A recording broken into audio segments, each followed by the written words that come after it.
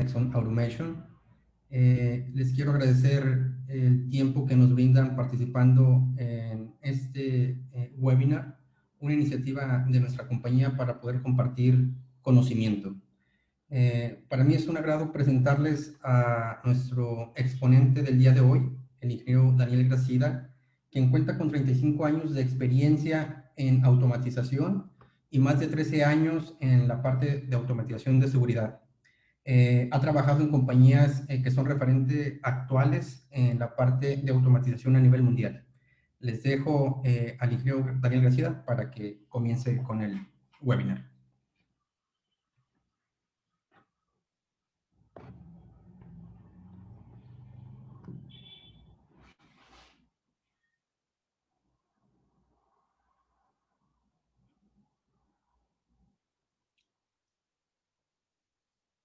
Adelante, Daniel. Sí, sí, algo sucedió que parecía yo como silenciado. Ya me escuchan, ¿verdad? Sí, adelante. Perfecto, gracias. Buenas tardes a todos. Buenas tardes. Y pues gracias por su tiempo.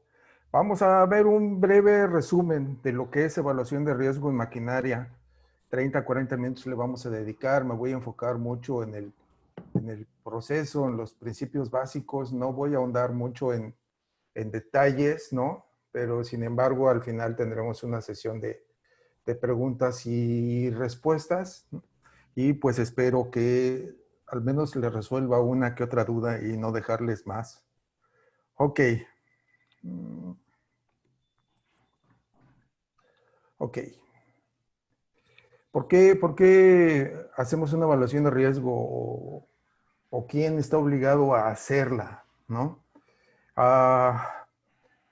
El fabricante de maquinaria, desde el punto de vista de varios estándares internacionales, incluyendo la Directiva de Maquinaria Europea, está obligado a hacer una.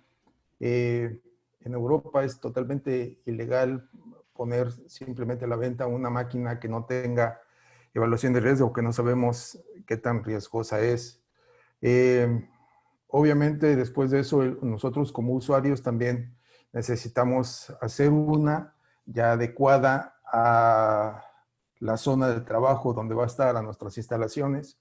Y obviamente, pues también considerando que todos nuestros, la gente que va a estar alrededor de la máquina actuando o interactuando con la máquina va a estar utilizando su equipo de seguridad personal y va a estar operando la máquina de acuerdo a manual y de acuerdo a capacitaciones. ¿Okay?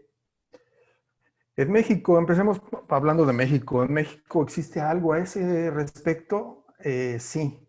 Existe la NOM 004 de Secretaría de Trabajo y Previsión Social de 1999. Ya es algo viejita esta norma, más de 20 años, ¿no? No es un documento muy grande, les sugiero bajarlo, leerlo, está disponible en la página de Secretaría del Trabajo. El que no, mándenos un correo y se las podemos reenviar sin problema. Es un documento de 20 páginas, en una sentada lo leen y les puede ayudar bastante a entender cuál es la iniciativa o la directiva en México.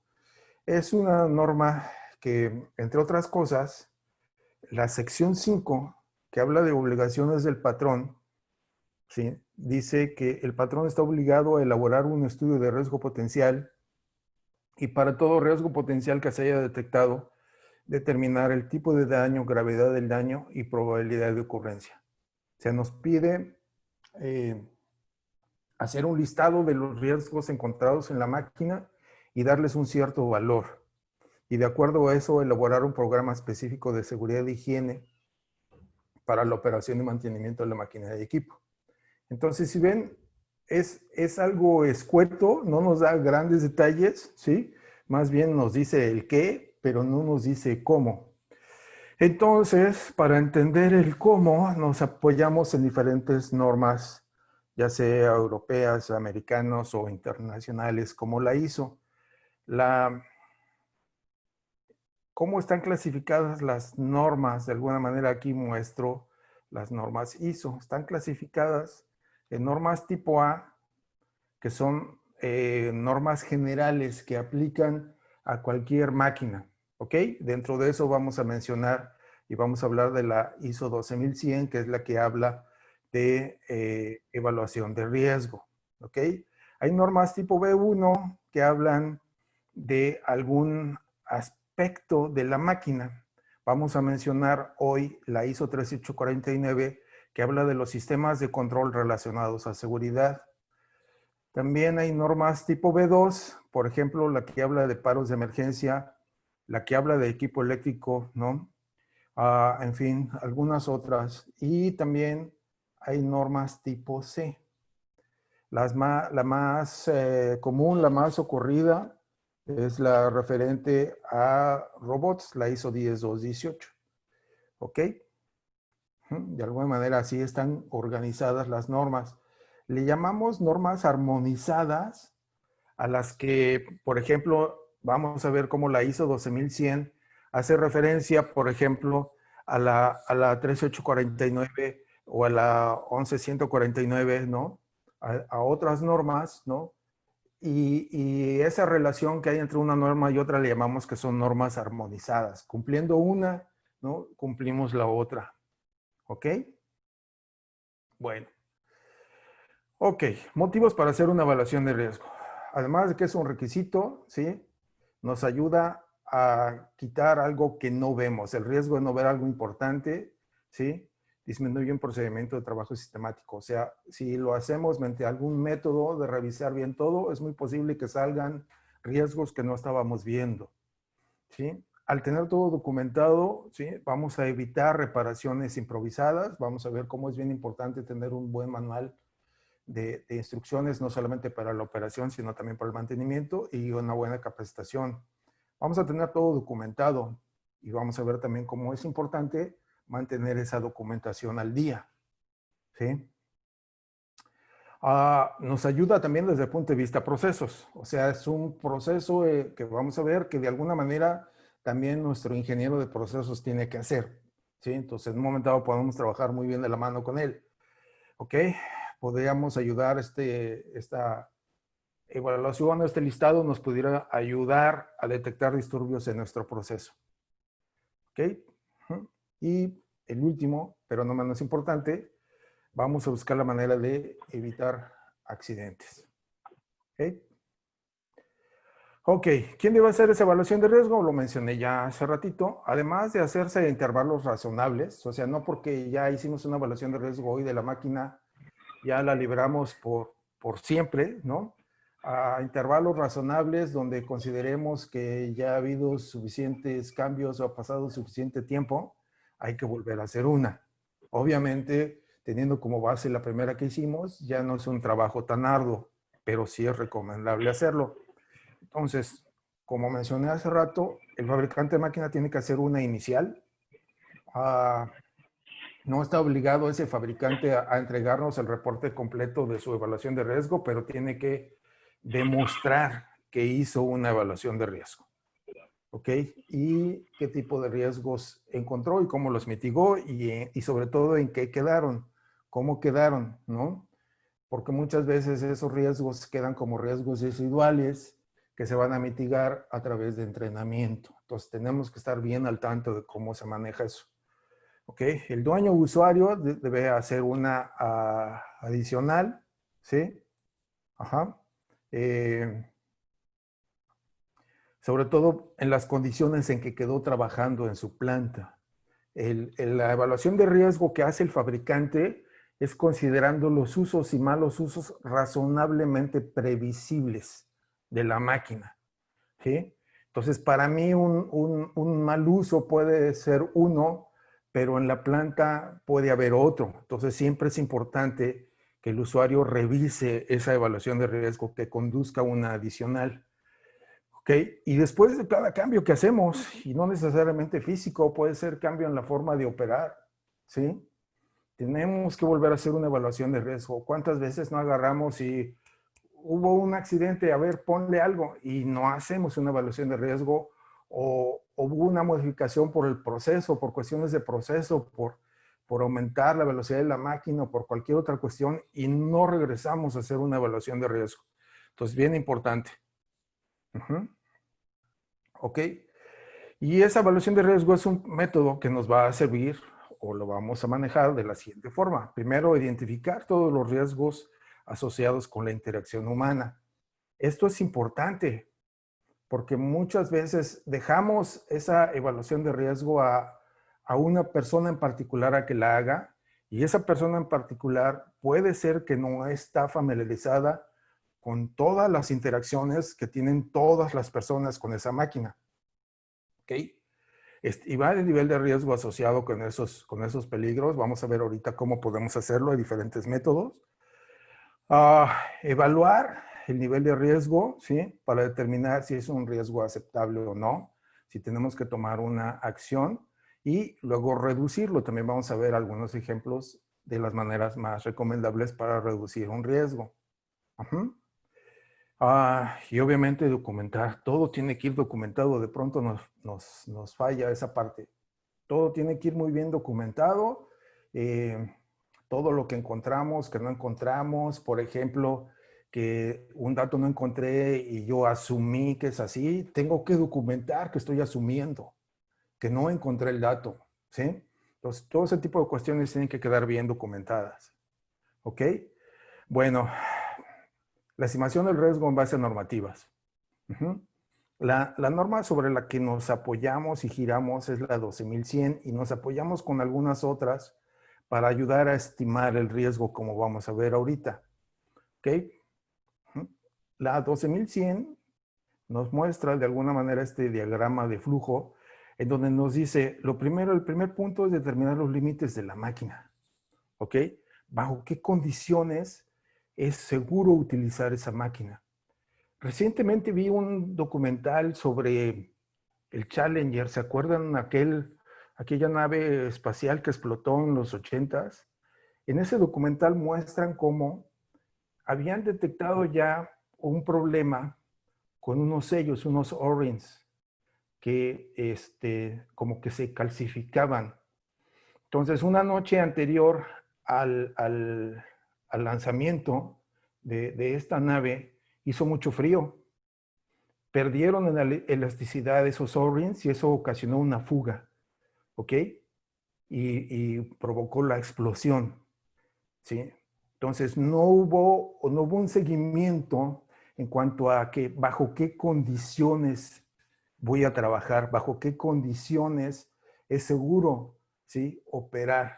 No hubo esa parte, les falló, ¿ok? Entonces esto es parte de lo donde iniciamos. No solamente son los límites físicos, sino los límites ambientales, operativos, diferentes formas, ¿sí? Bajo qué condiciones voy a operar esa máquina, ¿sí? ¿Ok? Luego hacemos una identificación de peligros, una estimación del riesgo. Estas tres partes le llamamos análisis de riesgo, ¿sí? En donde hacemos una estimación. Todavía no entramos a una parte de reducción. Hacemos una evaluación que es como un reporte, ¿sí? Aquí en inglés es Risk Evaluation y aquí en inglés es Risk Assessment. El assessment es buscar, mitigar. El evaluation es únicamente como reportar, ¿sí? Entonces nos pide preguntarnos si estamos reduciendo adecuadamente, ¿sí? Si sí lo estamos reduciendo, nos detenemos, si no, buscamos una forma de reducirlo. Y fíjense cómo nos dice aquí, la medición depende del sistema de control. ¿Por qué? Porque puede ser una guarda. Puede ser una guarda, puede ser un cambio en la forma de operar, pueden ser muchas cosas. No necesariamente se corrige con un sistema de control. Si se corrige con un sistema de control, ya viene una serie de pasos más a seguir. Pero, ¿sí? Primero tenemos que ver si podemos reducir ese riesgo de alguna otra forma. ¿Ok? Ok, entonces, esa identificación de peligros, ¿sí? Como les decía, va a todas las actividades relacionadas con esa máquina. Entonces, por eso es totalmente recomendable hacer esta actividad en equipo, porque nunca va a existir una sola persona en la planta que conozca todas las actividades que se realizan alrededor de esa máquina, ¿sí? Va a haber alguien que conozca unas, otro que conozca otras. Entonces, es importantísimo hacer una labor de equipo y hacer un buen listado de todas las operaciones que se realizan alrededor de la máquina. ¿Cómo estimo el riesgo? Hay diferentes formas, ¿sí? Por ejemplo, una norma muy usada es una norma que, si bien es gringa, es la ANSI RIA 1506, y es exclusiva para robots, pero nos sirve de alguna forma hacer una estimación del riesgo, aunque mi aplicación no sea un robot, ¿sí? Y habla de 3 factores: la severidad, ¿sí? De qué magnitud es la lesión que me puede ocasionar esa tarea, esa actividad, qué tan frecuentemente estoy expuesto y qué posibilidad hay de evitar el peligro. Todo esto va enfocado a sacar un estimado de qué tan probable es que ocurra algo y qué tan grave pudiera ser. ¿Sí? ¿Ok? Para entonces, en base a eso, yo tomar decisiones. Entonces,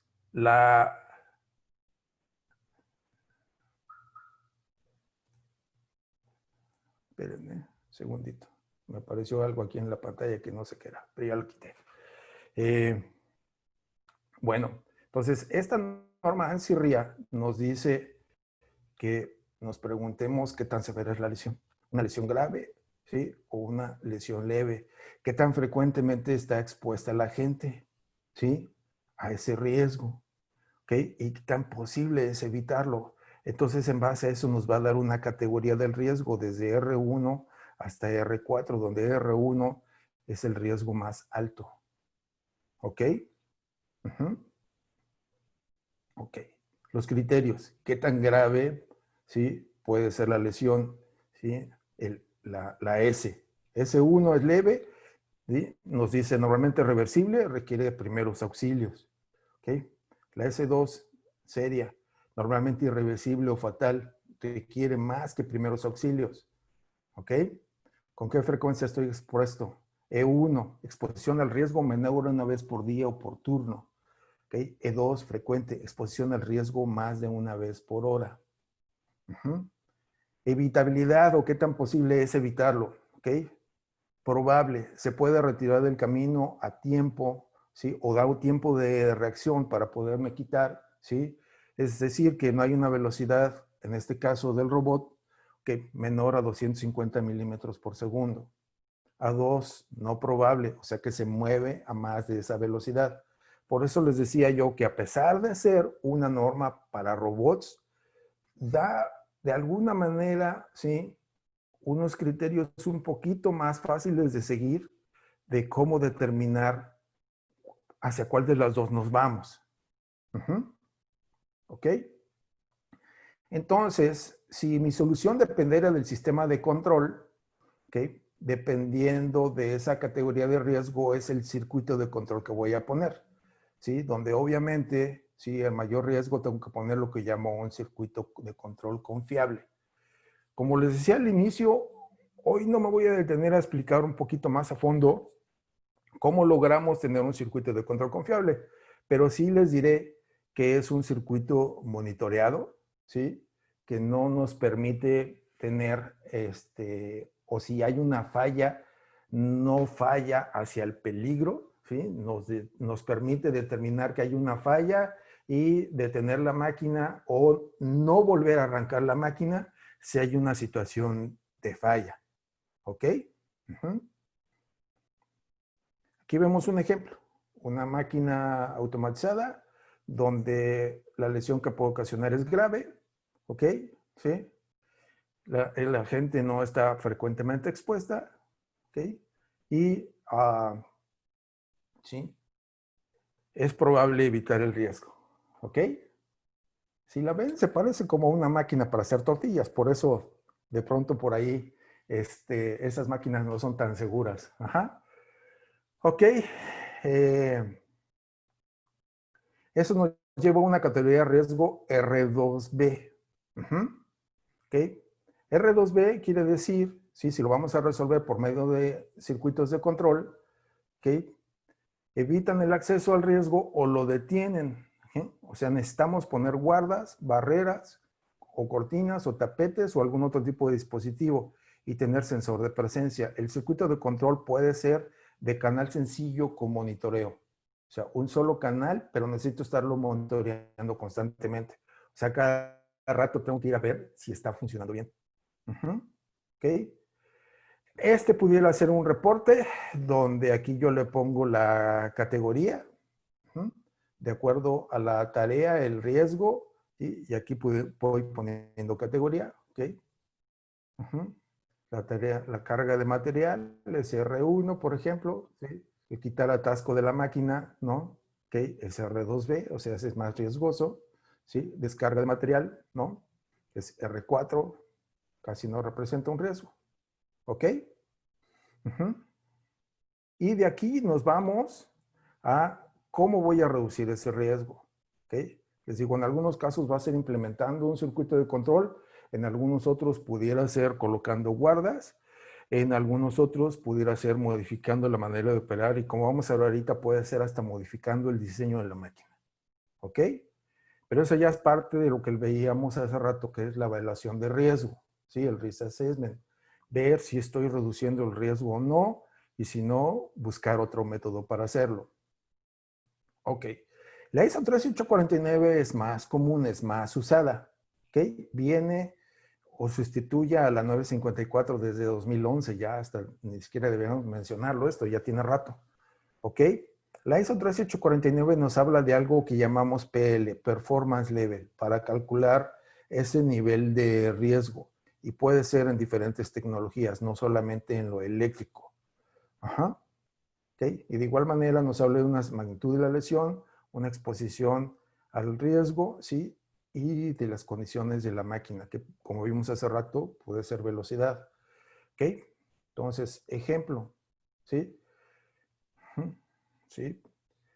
Tenemos la misma máquina, ¿no? Con las mismas cuestiones, vamos a ver el PL que nos daría. Ajá, ¿ok? Ese PL, ¿sí? Ya no solamente va a intervenir desde el punto de vista de la 13849, que es los circuitos de control, ya no solamente va a depender de cómo está armado mi circuito, si es de un solo canal o dos canales, como mencioné hace rato, que la solución quedaba en un solo canal, ¿sí? Sino que aparte, los dispositivos deben tener cierto valor de tiempo medio entre fallas peligrosas, algo que se llama cobertura de diagnóstico, algo que se llama fallas de causa común, si utilizamos un software, ¿sí? Y si tenemos posibilidades de tener una falla sistemática, ¿ok?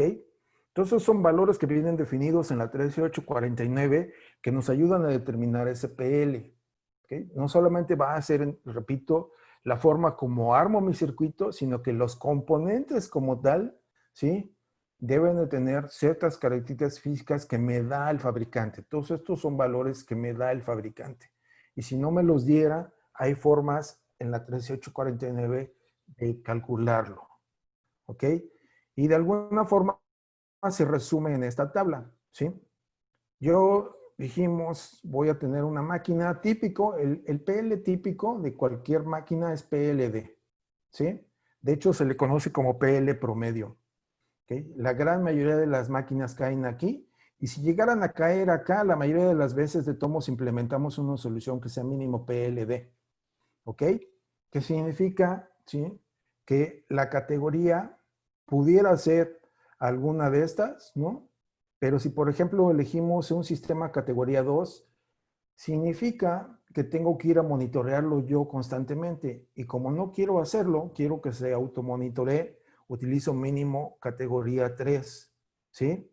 Mínimo categoría 3, ¿sí? Para poder alcanzar un PLD. Si quiero buscar PLE, que es el máximo, ya tendría que ser un circuito categoría 4. La diferencia entre categoría 3 y categoría 4 es que categoría 3 me detecta algunas de las fallas, pero no todas. Categoría 4 sí. ¿Ok? Bueno. Ok. ¿Qué nos dice la ISO 12100? Que la mencioné al inicio como un punto de inicio, ahora sí, ¿no? ¿Ok? Este es el temario de la norma, ¿sí? Nos hace referencia a estrategias para la evaluación y reducción del riesgo, cómo hacer la evaluación de riesgo, cómo hacer reducción de riesgo y cómo documentar. ¿Ok? no nos da un método de cómo cuantificar ese riesgo, pero un método muy utilizado por nuestros compañeros seguristas principalmente, y no necesariamente para máquina, es calcular el HRN, el Hazard Rating Number, ¿ok? Que es un método cualitativo. ¿Ok? En él evaluamos todos los riesgos que puede haber en la máquina. Les digo, inclusive se utiliza para cuestiones que no fueran máquinas. Y utiliza un grado de riesgo R, ¿sí? De esa manera cuantifica o cualifica, ¿no?, el riesgo y nos dice que es S por N por F por O. S, ¿ok? La severidad, ¿sí? ¿Qué tan grave es el daño? Entonces, por ejemplo, ahí nos habla de si va a ser una persona la dañada o son varias, ¿ok? N, el número de personas, ¿no?, que están en riesgo, la frecuencia a la exposición y la probabilidad de evitar el peligro. Una de las ventajas de este sistema es que maneja hasta al menos 6 opciones por variable, o sea, la extensión del daño nos da varias opciones, no nos dice nada más es 1 o es 0, ¿sí? Hay cierto rango en el cual nosotros podemos delimitar y cualquiera de esas variables está en el caso similar, ¿no? Es un rango, es una extensión, ¿no?, de diferentes variables que yo le puedo dar, desde 1 hasta 5, por decir algo, ¿sí? Y nos permite hacer una estimación un poquito más certera. Pero, por ejemplo, habla de frecuencia de exposición, pero no de tiempo de exposición. Y lo que yo quiero es calcular, ¿sí?, qué tan posible es que va a suceder algo. Entonces, la frecuencia de exposición tiene que ir acompañada por el tiempo. O sea, puede ser que entra una vez al día, pero está dentro de la máquina media hora, ¿sí? No es lo mismo que esté adentro de la máquina un minuto. ¿Ok? ¿Ok? Y el número de personas que pudieran ser lesionadas, generalmente en maquinaria no es un factor tan importante. ¿Por qué? Porque generalmente en máquina tenemos un operador y si acaso dos. Rara vez tenemos un número mayor, entonces no tenemos como que 10, 15 o 20 personas trabajando alrededor de ello. ¿Ok? Lo que sí nos dice la ISO 12100 es que consideremos que el riesgo es una función de la severidad del daño y de la probabilidad de que éste se produzca, ¿sí? De que ese daño se produzca. Entonces nos pide que estimar de alguna manera la exposición de las personas al peligro. Ya les decía, con la frecuencia y con la duración que están expuestos, ¿sí? Y con la posibilidad de evitar o de limitar ese daño. ¿Ok? Con eso podemos llenar una tabla similar a esta, donde podemos poner un determinado PL o un HRN, o puedo poner ambos, ¿sí? Puedo poner esa actividad, qué PL requerido tengo y qué HRN nos da. Y en base a eso tomar una acción, determinar cómo voy a reducirlo, como les decía yo hace rato, en una labor de equipo, ¿ok? ¿Cuál es una de las mejores prácticas para mitigar el riesgo? Les decía yo, sí, puede ser que para mitigar ese riesgo yo lo haga utilizando guardas y pueden ser fijas o pueden ser móviles. ¿Okay? Hay una norma específica para determinar cómo deben ser esas guardas. ¿Okay? O si necesito determinar la aproximación de personas, ¿no? O si necesito que haya un accionamiento desde afuera. Dependiendo de eso, es el tipo de dispositivo que voy a seleccionar para mitigar ese riesgo. Entonces, por ejemplo, la ISO 13849 y la ANSI RIA 1506 nos hablan de mitigación de riesgo o de cálculo de circuitos de control únicamente para estos casos, ¿sí? No necesariamente para acciones físicas. Entonces, eso nos lleva a esta tabla. Esta tabla viene de la Directiva de Maquinaria Europea. Ajá. Y nos dice que nuestro primer paso, si es que estamos hablando de una máquina nueva, debe ser revisar mi diseño. ¿Ok? ¿Cómo puedo eliminar el riesgo por construcción? Simplemente asegurarme que tengo las barreras adecuadas, asegurarme que las operaciones, no solamente para meter en producción a la máquina, sino también para mantenimiento, las actividades de mantenimiento, no generen un riesgo, ¿sí? O sea mínimo. Desde el diseño revisar eso, ¿ok? Mantener siempre en mente la idea de que es mejor tener a la gente fuera del área de riesgo, ¿sí? Que personal y riesgo, ¿sí? O peligro no coincidan en tiempo y espacio, ¿sí? Si el personal va a entrar a la planta, ¿okay? Buscar la manera de que nada se mueva mientras, a la máquina, perdón, que nada se mueva mientras él está dentro, ¿ok? Entonces, diseñar bajo ese principio de tener a la gente afuera del área de riesgo lo más posible. Me ha tocado gente que me llama y me dice, oye, la máquina se llevó a una persona y quiero ver la forma de determinar que si eso vuelve a pasar. Eso es totalmente erróneo, ¿sí? Yo no quiero determinar que eso vuelva a pasar, yo quiero evitar que vuelva a pasar. ¿Y cómo lo logro? Sacando a la persona de ahí, ¿ok? Complemento con el uso de dispositivos de protección, ¿sí? Para cuando entren aquí, limitar el acceso mediante guardas y saber que entraron, ¿ok? Para entonces evitar que la máquina se mueva o que no haya movimiento en esa sección donde la persona está. Establecer rutinas para operación segura. Esto se refiere, estos últimos dos puntos se refieren a riesgos residuales, ¿sí? ¿Ok? Donde es bien importante tener un buen manual de instrucciones y un buen entrenamiento, ¿sí? Entrenamiento no solamente de cómo se opera la máquina, sino cómo no se opera, ¿ok? Cómo se da mantenimiento y cómo no se da mantenimiento, ¿ok? Y todo eso debe estar documentado en el manual de instrucciones, ¿ok? Generalmente cuando nosotros nos acercamos a ver una máquina, una planta, cuando preguntamos si tienen los diagramas actualizados, es precisamente por este punto, porque de pronto el no tener tus diagramas actualizados o simplemente no tenerlos o no tener un manual de operaciones te genera un riesgo, ¿ok?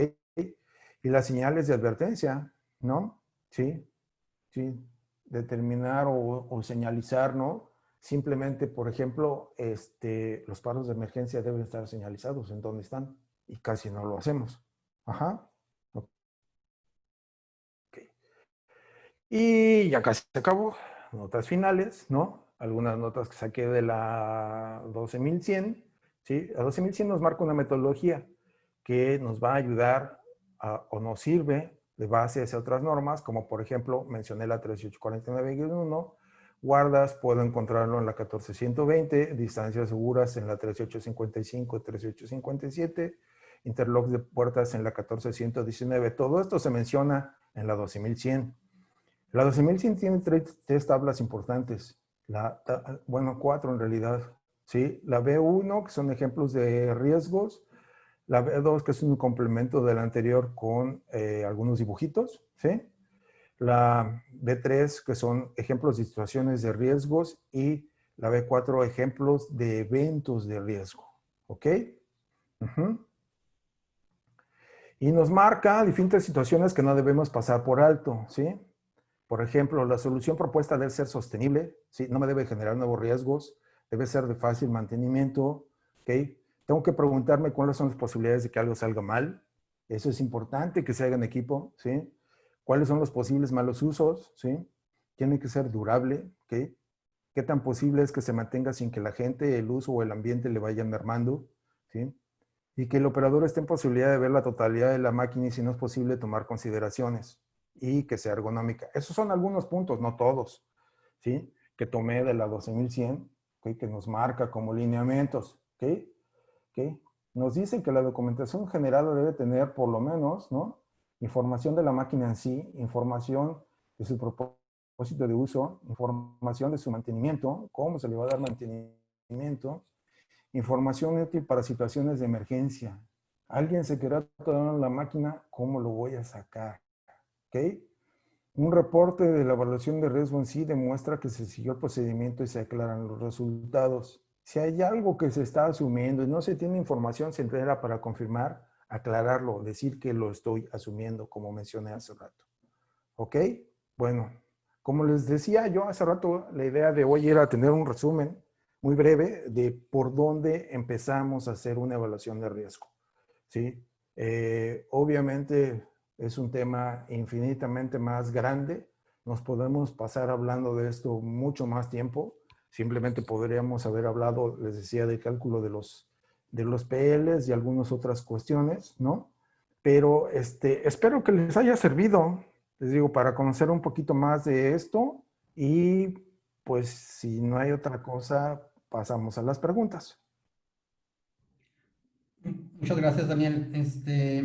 Excelente tu participación y el tema.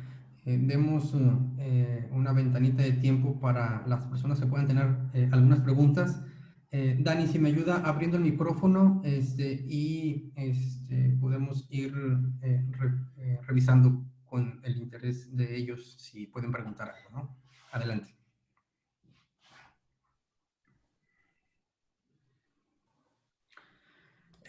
Aquí voy a leer una, Dani. Daniel, Jesús Martínez nos pregunta, dice, bueno, veo muchas normas, ¿recomiendas basarse en todas o en específico alguna? ¿Tú recomiendas alguna de todas esas que nos presentaste? Bueno, como mencioné, la que de alguna manera nos va guiando es la 12100. Y esa misma 12100 ahí te va a decir con cuál te puedes apoyar según lo que vas haciendo. Como mencioné casi al final, te digo, si es guardas, te va a decir en cuál te apoyes, si es circuito de control, si es verificar las distancias, ¿no? En la misma norma te va a ir diciendo en cuál norma puedes tener más información de ese punto. Pero la 12100 es un buen inicio. Es la que la mayoría de la gente usa. ¿Sí? Claro, perfecto, muy bien. Jesús Martínez nos comenta sobre la misma pregunta que, bueno, ellos utilizan JSA en cada estación de operación. Entonces, por eso hace referencia a esa misma pregunta.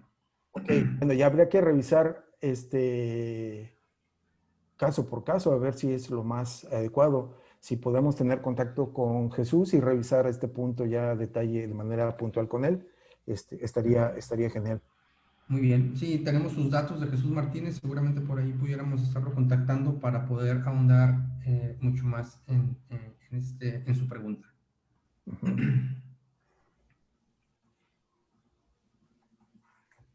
Muy bien. Wendy Castillo nos pregunta, ¿esta información se ve como un AMEF? Nos pregunta Wendy Castillo. ¿Un AMED? Sí, que si esta información se ve como un AMEF. Okay.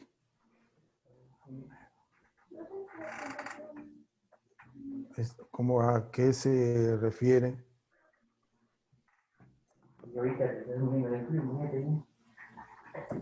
No sé si pudiera ser un poquito más clara con tu pregunta, Wendy, poniéndonos algún ejemplo, nos serviría bastante. Voy a pasar a otra pregunta, Daniel. Sí. Ana Espitia nos pregunta, ¿la revisión se hace máquina por máquina, independiente de si una misma máquina tiene cambios de formatos?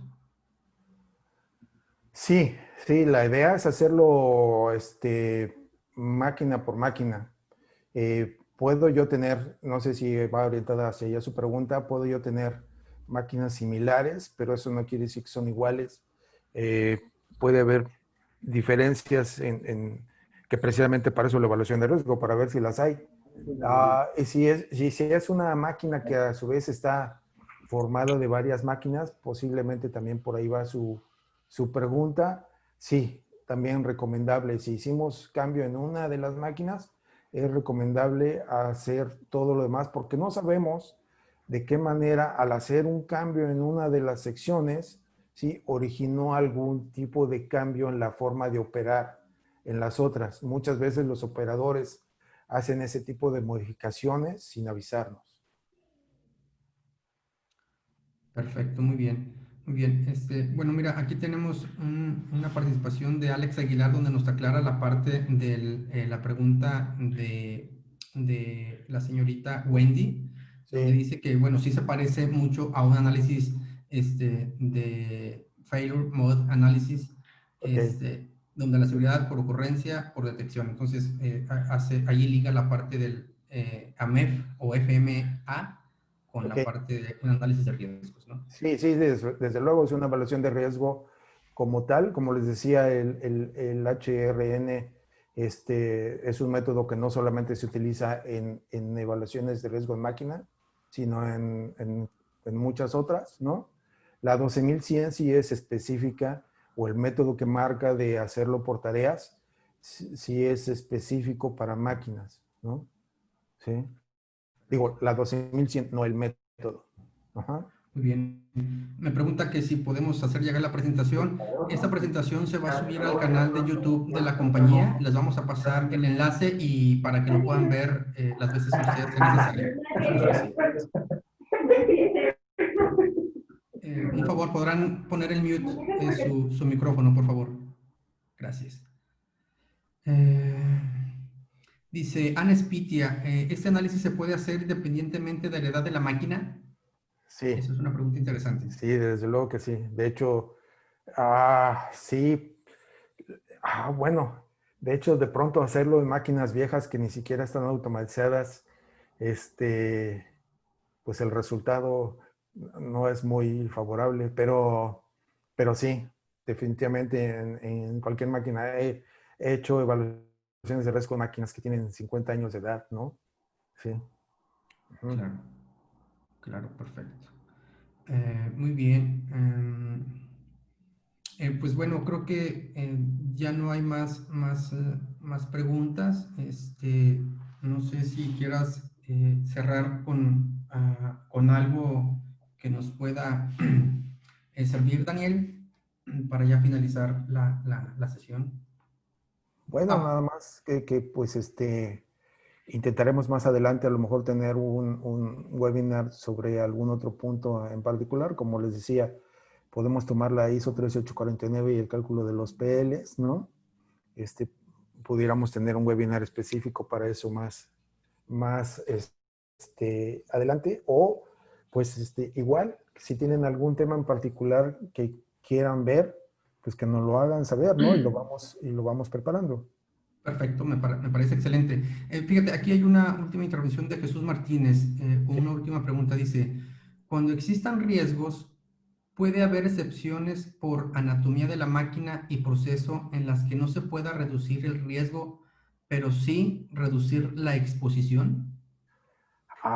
Sí, sí, esa es la idea. Esa es la idea. La idea es reducir la posibilidad de que algo pase. Puede ser que tú, el riesgo que tienes, por ejemplo, sigue siendo grave, ¿no? Sigue siendo, puede ocasionar una lesión grave en la persona, ¿no? Sigue existiendo ahí, pero tú buscas de alguna manera la evitar mediante algún control de que eso no suceda, ¿no? Por un lado, y por el otro, el buscar que la persona no tenga que entrar tan seguido disminuye definitivamente la posibilidad de que algo pase y te disminuye el PL, por ejemplo, ¿no? La ISO 12100, cuando habla de eso, te dice, pregúntate a qué entra la gente, ¿sí?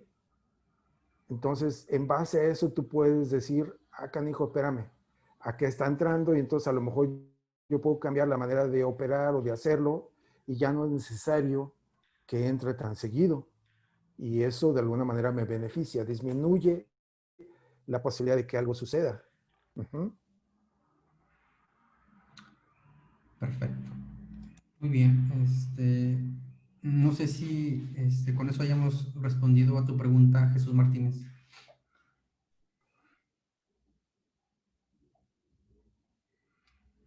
Por aquí me pregunta Alex Aguilar también, dice, ¿por qué no se menciona a la OCHA? ¿Está incluido dentro de los ISOs? Ok, bien. La OSHA es un organismo gubernamental gringo, ¿sí? Y ellos tienen sus propias normas, ¿ok? Y las normas que ellos tienen son aplicables únicamente a Estados Unidos. Ajá. Eh, Sirven como referencia porque algunas cosas son más explícitos, ¿sí? Entonces te pueden servir como referencia, pero por ejemplo, se digo, si no vas a instalar la máquina en los Estados Unidos, no estás obligado a cumplir la OSHA. Entonces, tiene razón. Para la próxima voy a meter algún comentario a ese respecto. Eh, por ejemplo, ahorita estoy trabajando en una máquina que se va a instalar en Texas. Entonces hay que cumplir con la OSHA. ¿Sí? Sí es un mundo diferente de normas. La ANSI RIA 1506 que mencioné es una norma gringa. La ANSI es un organismo que se dedica a editar normas o liberar normas, ¿no? Escribir normas y cobra por ello, te las cobra. La OSHA, toda la documentación que quieras de la OSHA, todo está en su página, osha.gov, con V de government en inglés. Y todo lo que quieras bajar de ahí es completamente gratis, es un organismo gubernamental. La ANSI, ¿no? La ANSI hace dinero de las normas que genera. Ajá. Eh, eh, Ellos te la cobran. De alguna manera la ISO también quieres bajar una norma ISO, te cuesta dinero. La OSHA no, la OSHA es completamente gratis, pero te digo, son aplicables únicamente si la máquina va a estar operando en Estados Unidos. Si trabajamos para una empresa americana, muchas veces nos piden cumplir con la OSHA, ¿sí? Por la referencia que ellos tienen. O sea, no necesariamente la máquina tiene que irse para allá, puede estar en territorio nacional, pero si la empresa es americana, es muy posible que nos pida estar cumpliendo con algunas cláusulas de la OSHA. Ujú. Perfecto. Perfecto, muy bien. ¿Cómo los buscamos en YouTube para revisar la información de los webinars?